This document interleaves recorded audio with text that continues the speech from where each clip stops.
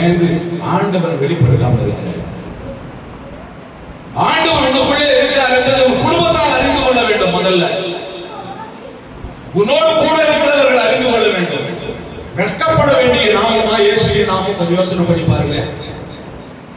இயேசுவின் நாமத்தை குறித்து யாராவது வெட்கப்பட்ட கடவுள் உங்களை குறித்து வெட்கப்படுவார் என்று எழுதியிருக்கிறது. கிறிஸ்துவை குறித்து முதல்ல வெட்கப்பட்டேன், இப்ப நான் வெட்கப்படுறதில்லை. முன்பு யூதரிலும் பின்பு கிரேக்கரிலும் விசுவாசிக்கிறவன் எவனோ அவனுக்கு அது தேவபலன் உள்ளதா இருக்கிறது. எது எது தேவபலன்? கிறிஸ்துவினுடைய நாமம் நமக்குள்ளே வந்திருக்கிறது. தேவபலன், உலகம் கொடுக்க கூடாத ஒரு பலன். அந்த பலனை பெற்றுக் கொள்வதற்கு வெட்கம். நிறைய பேர் இவ்வளவு ஒரு தம்பி வந்தார், அங்க இருந்து பாஸ்டர் நான் வீடியோக்கு படிக்கிறதுக்கு அனுப்பிச்சாங்க. அங்க நான் இயேசுவை ஏற்றுக்கொண்டேன், ஆனா எங்க வீட்டுல இருக்கிறவங்களுக்கு யாருக்கும் தெரியாது. நான் ஞானஸ்தானம் மட்டும் எடுத்துட்டேன், அங்க சர்ச்சைக்கு போறேன். சரிப்பா சர்ச்சைக்கு போறேன், நல்லது. இப்போ கிளாஸ் எல்லாம் முடிஞ்சு படிப்பெல்லாம் முடிஞ்சு இப்போ ஊருக்கு வந்துட்டேன். இப்போ இங்க சர்ச்சை இருக்குது வாயா அப்படின்னா, இல்லப்பா சரி சமூகம் சொல்லுவாங்க. அது ரட்சிப்பா? முடிவு பரியந்தம் என்ன பண்ணணும்? நிலைத்திருக்க வேண்டும். கர்த்தரை ஏற்றுக்கொண்டேன் என்று சொன்னால் பகிரங்கமாக இயேசு கிறிஸ்து ஓபன் பிளேஸ்ல ஞானஸ்தானம் கொடுக்கிறார். ஓபன் பிளேஸ்ல ஞானஸ்தானம் கொடுக்கிறார். ஜனங்கள் எல்லாம் தங்கள் பாவங்களை அறிக்கை செய்து யோர்தான் நதியிலே ஞானஸ்தானம் எடுத்துக்கொள்ள வந்தார்கள் என்று எழுதியிருக்கிறது. கடவுளே, வானத்திலிருந்து வந்த தேவ மைந்தர் எனக்கு சீக்கிரட்டா எங்க வீட்டுல வந்து ஞானஸ்தானம் கொடுக்குது இயேசு கிறிஸ்து சொல்லி இருக்கலாம்ல. யோகஸ்தானம் கிட்ட ஞானஸ்தானம் எடுக்க இயேசு கிறிஸ்து எங்க வந்தாரு? ஜனங்கள் எல்லாருக்கும் முன்னாடி பகிரங்கமா வந்தார். சொல்ல மாட்டீங்களா? சொல்ல மாட்டீங்களா?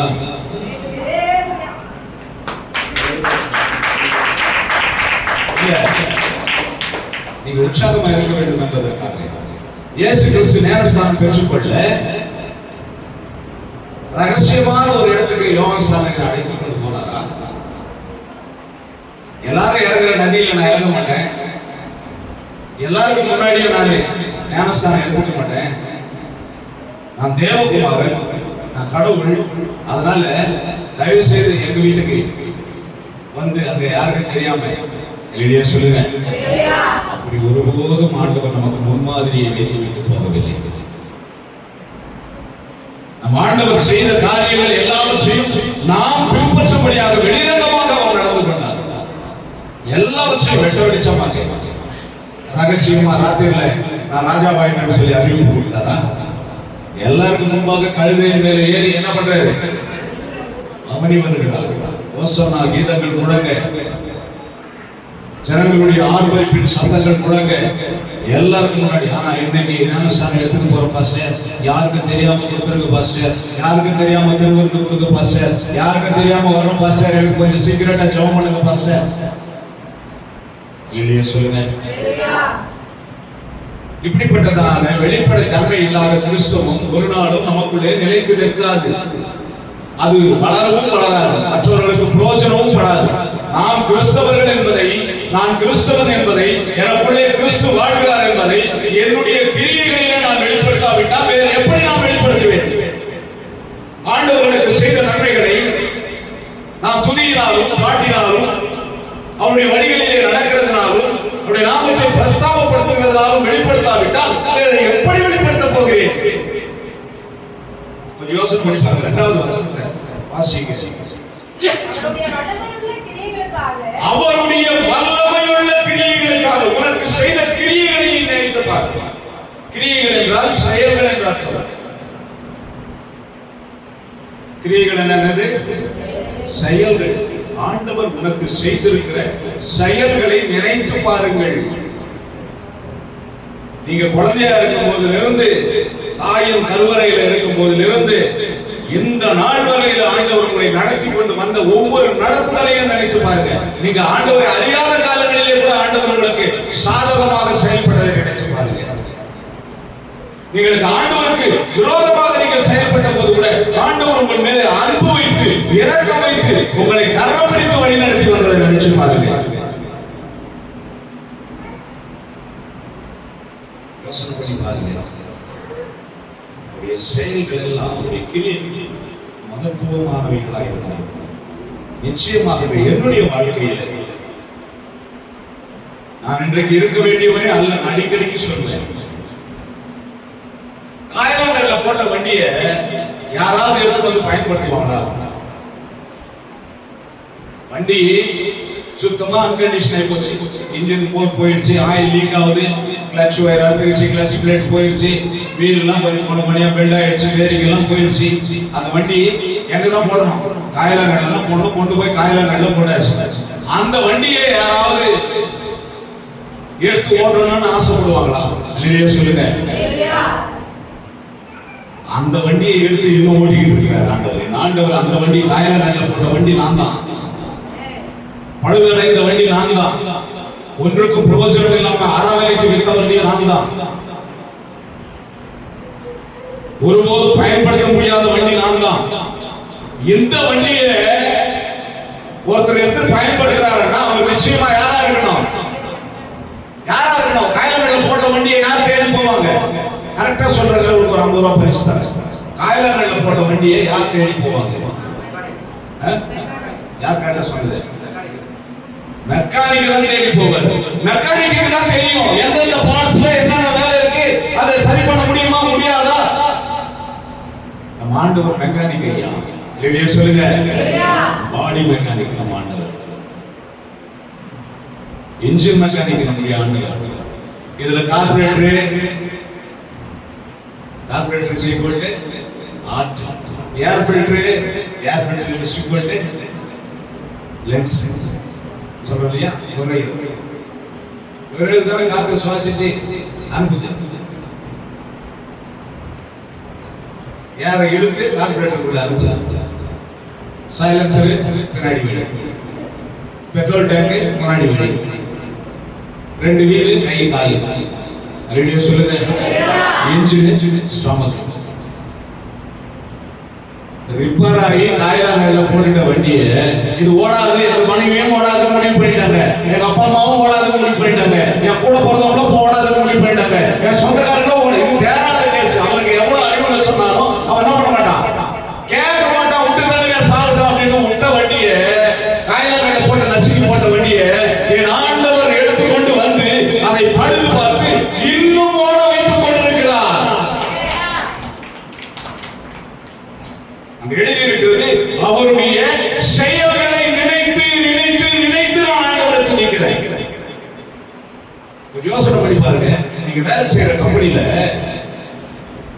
எல்லாரும் வேலை செய்யறாங்க, உங்களை மட்டும் தனியா மேனேஜர் இல்ல, ஓனர் கூப்பிட்டு எல்லாருக்கும் 2000 ரூபாய் இன்கிரிமெண்ட் போட்டுக்கிறேன், உங்களுக்கு 10,000 ரூபாய் இன்கிரிமெண்ட் போட்டுக்கிறேன். எவ்வளவு போட்டுக்கிறேன்?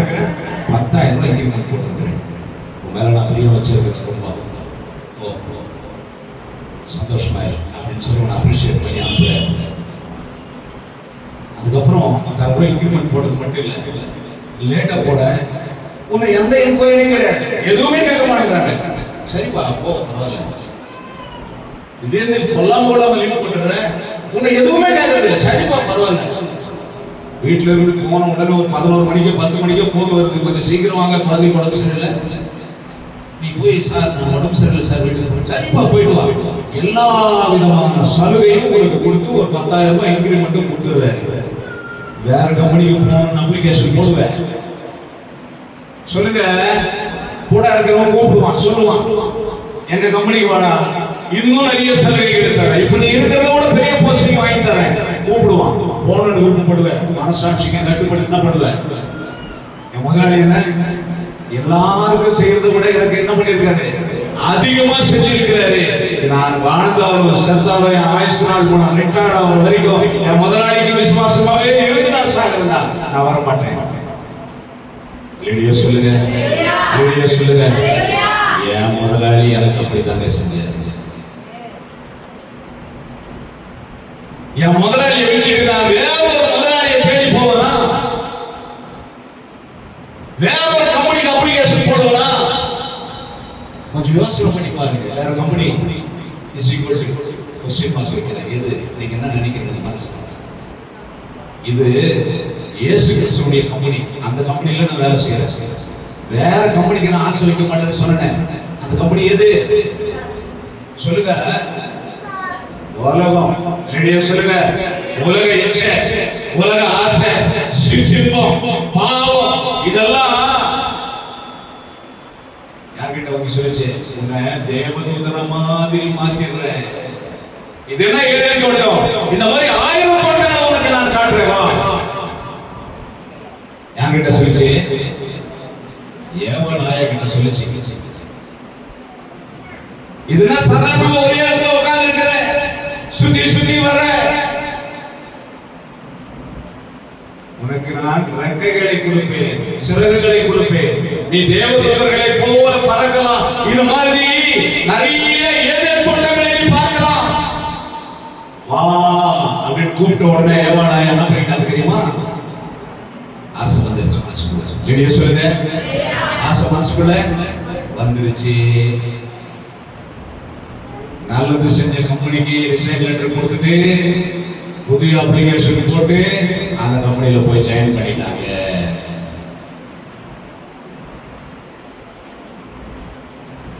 நான் அப்படி செய்ய மாட்டேன். எனக்கு எத்தனையோ வாய்ப்புகள் வந்தது. இதனையா சபை சின்ன சபையை வச்சு ஓட்டிட்டு இருக்கிற, ஒரு 30-40 பேரை வச்சு ஓட்டிட்டு இருக்கிற, பெரிய சபையில ஒண்ணு பாஸ் ஆகிறோம், இல்ல பெரிய ஸ்தாபனத்துல ஒண்ணு சேர்ந்து விடுறோமா, அவங்க உங்களுக்கு தருவாங்க, காசு சம்பளம் தருவாங்க. ஏலியா சொல்லுங்க. உலக சிற்றின்பங்கள், உலக சந்தோஷங்கள், உலக ஆசாபாசங்கள் எல்லாம் பிசாசு கொண்டு வந்து காட்டுவான். இயேசு கிறிஸ்துவுக்கு அப்படிதான் கொண்டு வந்து காட்டினான். ஒரு நிமிஷத்துல உலகத்தில், நீங்க சொல்லுவீங்கிறதுக்காக தான் நான் டைம் கொடுக்கிறேன், நீங்க சொல்ல மாட்டீங்க. உலகத்தில் சகல ராஜ்யங்களையும்,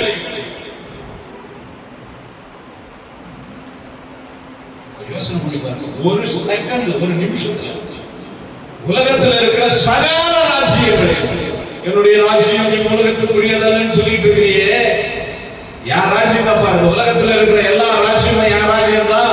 என்னை தாழ விழுந்து பணிந்து கொண்டால் இந்த சகல ராஜ்யங்களையும் என்ன பண்ற? இதுதான் பிசாசுடைய திட்டம். இததான் அங்க ஏதேன் தோட்டத்துல அம்மையார் கிட்ட சொன்னது, உன்னை தேவதூதனை போல மாத்திடுறவா அப்படின்னு சொல்லி. நான் நிரந்தர தொழிலாளி ஐயா. ரெடியோ சொல்லுங்க. என் ஆண்டவருடைய நிறுவனத்திலே நான் நிரந்தர தொழிலாளி. நான் ஒப்பந்த தொழிலாளி அல்ல. 5 வருடத்துக்கு இந்த தொழிற்சங்கத்திலே, இந்த தொழிற்சாலையில வேலை செய்கிறேன். 5 வருடம் பிற்பாடு நான் வேற ஒரு தொழிற்சாலையை தேடி போகிறேன். அல்லது எனக்கு எங்க ப்ரமோஷன் நிறைய கொடுக்குறாங்களோ, எங்க சம்பளம் கொடுக்குறாங்களோ, எங்க எனக்கு ஆசீர்வாதமாக இருக்கிறதோ, என் கண்ணுக்கு எங்க பிரியமா இருக்கிறதோ, என் மனசுக்கு எங்க பிரியமா இருக்கிறதோ அங்கெல்லாம் கடந்து போக நான் டெம்பரரி பர்சன் கிடையாது. நான் ஒப்பந்த தொழிலாளி கிடையாது. நான் பர்மனன்ட் தொழிலாளி. ஐயா சொல்லுங்க. நீங்க எத்தனை பேர் பர்மனன்ட் தொழிலாளி? ஆண்டவரோட கூட, ஆண்டவருடைய நிறுவனத்துல எத்தனை பேர் நீங்க பர்மனன்ட் ஆகிருக்கீங்க?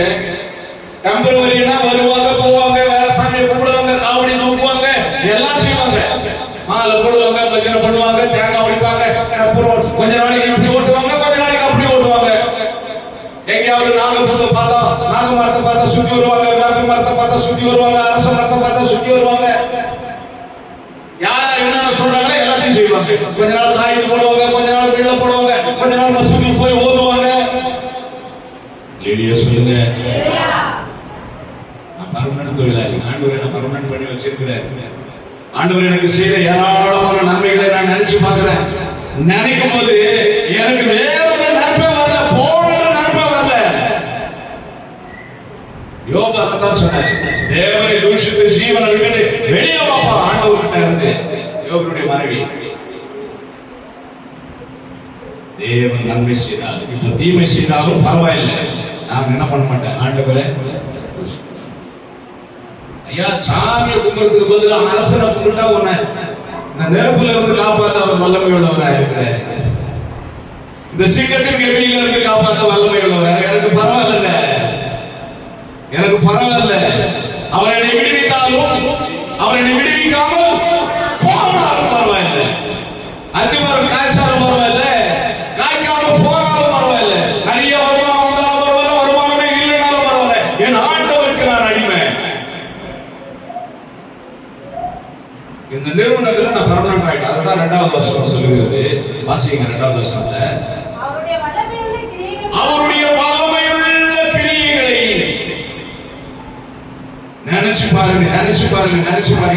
பாத்தீங்கன்னா அவருடைய நேரத்தை நீங்க எடுத்துக்க மாட்டீங்க. அவருடைய அன்பை நீங்க ருசியாமல் இருக்க மாட்டீங்க. ருசிக்கணும். எப்படா டேஸ்ட் பண்ண போறோம்? எப்படா ஆண்டவருடைய முகத்தை பார்க்க போறோம்? எப்படா அவருடைய பிரசன்னத்துக்குள்ள போக போறோம்? எப்படா முட்டி போட போறோம்? எப்படா வசனத்தை தியானிக்க போறோம்? நிறைய பேர் தியானம் என்னது தியானம்னா என்னது எனக்கு ஒண்ணுமே புரியலையே. தியானிக்கிறது தானே என்னையா அப்படி சொல்லுங்க.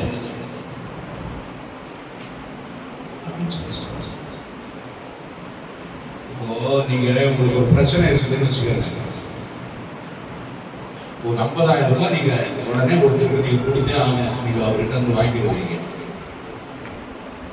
உட்காந்து என்ன பண்ணுவீங்க? அந்த 50,000 ரூபாயை எந்த வழியில நம்ம அவருக்கு கொடுக்கலாம் அப்படின்னு உட்காந்து யோசனை பண்றீங்கல்ல. யார்கிட்ட கேட்கலாம்? இல்ல இந்த நகையை வைக்கலாமா? இல்ல இந்த நிலத்தை வைக்கலாமா? இல்ல எந்த வழியில சம்பாதிச்சு அந்த 50,000 ரூபாய் அவருக்கு இந்த தேதிக்குள்ள கொடுக்கணும்னு உட்காந்து யோசனை பண்றீங்கல்ல. அதுதான் தியானம். உலகத்தை குறிச்ச தியானம். ஒரு வசனம், ஒரு ஆண்டவருடைய திட்டம், ஆண்டவருடைய செயல்பாடுகள், அதை குறிச்சு உட்கார்ந்து ஆண்டவர் என்னை எப்படி எல்லாம் நடத்தி வந்தாரு, எப்படி எல்லாம் நடத்த போறாரு, ஆண்டவரை நான் எப்படி எல்லாம் பிரியப்படுத்தணும் உட்கார்ந்து யோசனை பண்ணி பாருங்க. அதுதான் தியானம். தியானம் பண்ண ஒரு பெரிய ஒரு விஷயம் கிடையாது. நீங்க ஆண்டவரை எப்படி எல்லாம் திருப்திப்படுத்தணும்னு நினைக்கிறீங்களோ, எப்படி எல்லாம் அவர் மகிழ்விக்கணும்னு நினைக்கிறீங்களோ, அவர் எப்படி எல்லாம் நடத்தி வந்ததை நீங்க நன்றி சொல்லணும்னு நினைக்கிறீங்களோ, அதுதான் தியானம். வசனத்தை தியானிங்க அப்படின்னு சொல்லி சொன்னா அந்த வசனத்தில் இருக்கிற கருத்துக்கள் எப்படி எல்லாம் ஆண்டவர் இந்த வசனத்தை நம்முடைய வாழ்க்கையில நிறைவேற்றுகிறார், இந்த வசனத்தின்படி எப்படி எல்லாம் நடத்துகிற கேட்போம். அதோட மார்க்கம் வெள்ளிக்காடு, முந்தா நாள் வெள்ளிக்காடு ஒரு 3 வசனத்தை மட்டும்தான் நான் பிரசங்கிச்சேன். யாராவது 3 வசனத்தை கரெக்டா சொல்ல முடியுமா? வெள்ளிக்கிழமை அது இணையத்தில் பதிவேற்றப்படவில்லை. நம்பி வரல. நான் சொல்லட்டுமா? சங்கீதம் 9:9, ஏசாயா 66:2, சங்கீதம் 142:4.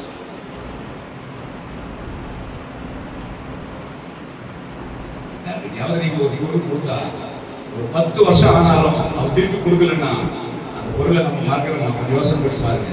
அவனை பார்க்கும் போதெல்லாம் நமக்கு என்ன ஞாபகம் வருது? அவனை பார்க்கும் போதெல்லாம் என்ன ஞாபகம் வருது? படுபாவி முன்ன ஏமாத்திட்டு இருக்கிறானே, எப்ப கொடுப்பான்னு தெரியலையே,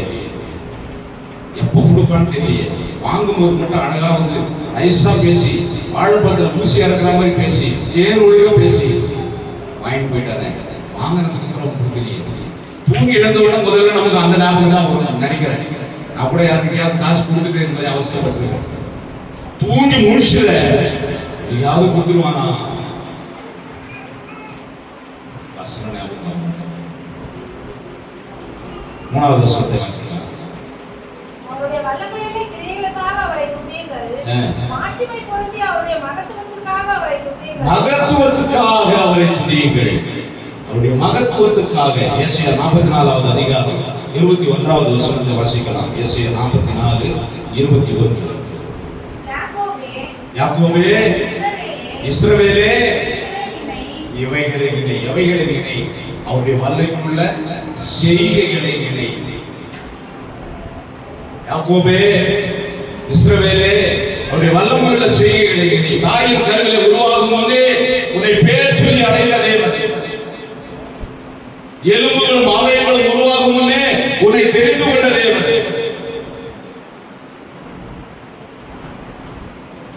அதுதான் இந்த ஜபராஜ் ஐயா பாண்டாரு.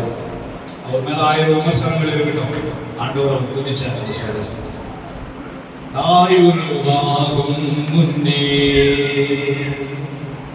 என் கருவை கண்டீரையா,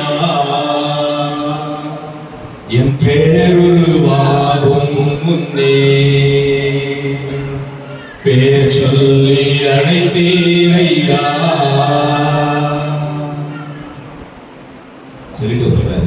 எப்படி பாவாக்கு நன்றி சொல்லுவேன், சொல்ல வார்த்தையே இல்லை. நீங்க போதும் என் வாழ்க்கை முழுவதும் வேற ஆசையே இல்லை. தாயின் கருவிலிருந்து இன்னைக்கு வரைக்கும் அவர் செய்த நன்மைகளை நம்ம நினைச்சோம்னா நம்ம அவரை துதியாம இருக்கவே முடியாது. அவரை ருசிக்கணும் ருசிக்கணும் ருசிக்கணும் ருசிக்கணும். அந்த ருசியை தான் ஆண்டவர் விரும்புகிறார். ருசித்தவர்கள் கர்த்தர் நல்லவர் என்பதை ருசிக்கிறவர்கள் என்ன சொல்ற வசனம்? கர்த்தர் நல்லவர் என்பதை ருசித்து பாருங்கள், அவர் மேலே நம்பிக்கையாளர்கள், நீங்கள் பாக்கியவான்கள். அவர் மேல நம்பிக்கையா இருங்க, நீங்கள் பாக்கியவான்கள். ஆதியாகமம் 40வது அதிகாரம் கடைசி வசனத்தை வாசிங்க. ஆதியாகமம் 40வது அதிகாரம் கடைசி வசனத்தை வாசிங்க.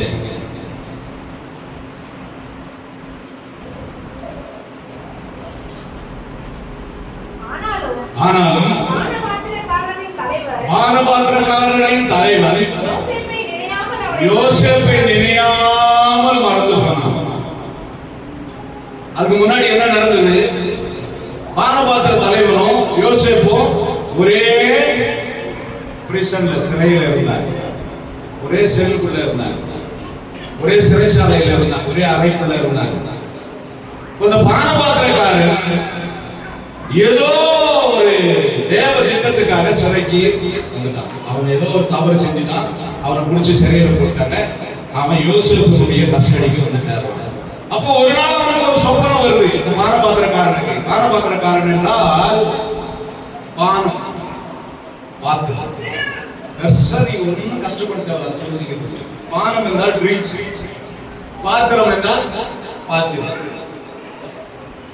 அந்த திராட்சை ரசத்தை ஊற்றி கொடுக்கிற பாத்திரத்தை கையாளுகிறவர்கள், திராட்சை ரசத்தை ஊற்றி கொண்டு போய் ராஜாவுக்கு கொடுக்கிறவர்கள். சொல்லுங்க, திராட்சை ரசத்தை கொண்டு போய் ராஜாவுக்கு கொடுக்கிறவன் தான் பானபாத்திரக்காரன். அவனை ஏதோ ஒரு குற்றம் சொல்லி சிறையில கொண்டு வந்து போட்டாங்க. யோசேப்பு அந்த சிறையில இருக்கிறாரு. அப்ப அவனுக்கு ஒரு சொப்பனம் வந்து, அந்த சொப்பனத்துல மீண்டும் அவன் பானபாத்திரத்தை கொண்டு போய் ராஜாவிடத்துல கொடுக்கிற மாதிரி ஒரு வெளிப்பாடு. அந்த யோசேப்பு சொல்றாரு, ஐயா 3 நாள் கழிச்சு திருப்பியும் என்ன பண்ண போற? வேலையில ஜாயின் பண்ண போற. திருப்பியும் நீ ராஜாவுடைய சமூகத்துல போய் சேவை செய்ய போற. ராஜா உனக்கு திருப்பியும் அழைப்பு கொடுக்க போறாரு, உனக்கு விடுதலையாக போறாரு அப்படின்னு சொல்லிட்டு ஒரு வார்த்தை சொல்றான். நீ அங்க ராஜா கிட்ட போய் வேலை செய்யும் போது, அரண்மனைக்குள்ள போகும்போது என்னை பத்தி கொஞ்சம் ராஜா கிட்ட சொல்லு. நானும் எந்த தவறு செய்யாம தான் வந்திருக்கிறேன், அபாண்டமா பணி சுமத்தப்பட்டு வந்திருக்கிறேன். யாரால வந்தாரு? யோசேப்பு யாரால வந்தாரு? போத்திபாருடைய மனைவி மூலமாய் பிரச்சனையில வந்தார். கொஞ்சம் ராஜா கிட்ட ரெக்கமெண்ட் பண்ணு அப்படின்னு சொல்றாரு. அதான் அந்த வசனம் சொல்லிக்குது. பானபாத்திரக்காரன் யோசேப்பு சொன்னதை என்ன பண்ணாரு? மறந்து போயிட்டாரு. இன்னைக்கு நிறைய பேர் நம்ம அப்படிதான், நமக்கு கொஞ்சம் நிறைய வந்துருச்சுன்னா கொஞ்சம் சந்தோஷத்துல மற்ற காரியங்களை என்ன பண்ணுவோம்? மறந்து போயிட்டு கொஞ்சம் நினைச்சு பாரு என்ன அப்படின்னு சொல்லி அனுப்புவாரு. இவருக்கு வேலை கிடைச்ச சந்தோஷத்துல இவர் யோசேப்பை பத்தி என்ன பண்ணல? பேச. ஆனால் ஆண்டவர் மறந்து போகிறவர் அல்ல. வாசிச்சுங்க ஏசாயா 44 வாசிக்கிற வசனத்தை 44:23. யாக்கோபே, இஸ்ரவேலே, ஆண்டவர் உனக்கு செய்த நன்மைகளை நினை, நீ என் தாசன். சரியா சொல்லுங்க, யாரும் கிடையாது தம்பி. நீ நினைச்சிட்டு இருக்கிற அவருடைய பார்க்கலாம் நினைச்சுட்டு இருக்கிற, அவருடைய விசாரிக்கலன்னு நினைச்சுட்டு இருக்கிற, அவருடைய கரத்துல எடுக்கலன்னு நினைச்சுட்டு இருக்கிற, அவருடைய பிரச்சனைகளிலேயே நடத்தி கொண்டிருக்கிறாரு, அவர் கண்டு காணாதவரை போல இருக்கிறாரு நினைச்சுட்டு இருக்கிற. ஆண்டவர் இதுவரையில செய்த நன்மைகளை நீ நினைச்சு பாரு. நான் தான் உன்னை உருவாக்கினேன். I am creating for you. நான் உன்னை உருவாக்கினேன். நான் தான் உன்னை தயார் பண்ணேன். நான் தான் கிரியேட்டர். உலகத்தை படைத்த தேவன், படைப்பின் காரணம் நான் தான். நான் தான் சிருஷ்டிகர். நான் தான் உன்னை உருவாக்கினேன். அதான் சொன்னல, நாயலாங்கல்ல இருக்கிற வண்டி கொண்டு வந்து பழுது பார்க்க மெக்கானிக்கால தான் முடியும். மெக்கானிக்கு தான் தெரியும். அதனால தான் அவர் சொல்றாரு, அடுத்தடுத்தமாக சொல்றாரு, நான் உன்னை உருவாக்கினேன். நீ எவ்வளவு பிரச்சனையில் இருக்கிற, நீ எவ்வளவு பழுதடைந்து இருக்கிற, எவ்வளவு வேதனையோடு இருக்கிற, நீ தாங்கோனா துயரத்தில் இருக்கிற,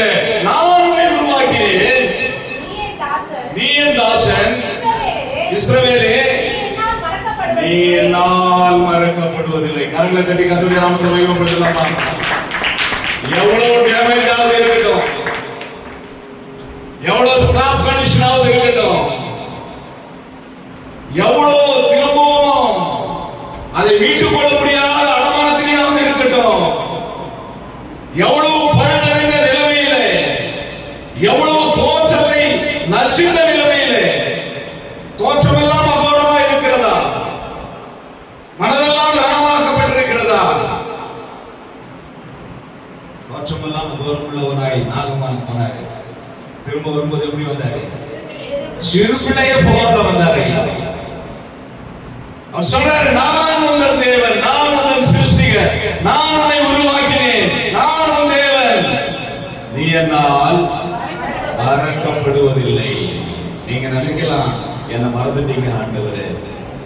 அவர் மறவாமல் நினைக்கிறேன். கரங்களை தட்டி கர்த்தருடைய நாமத்தை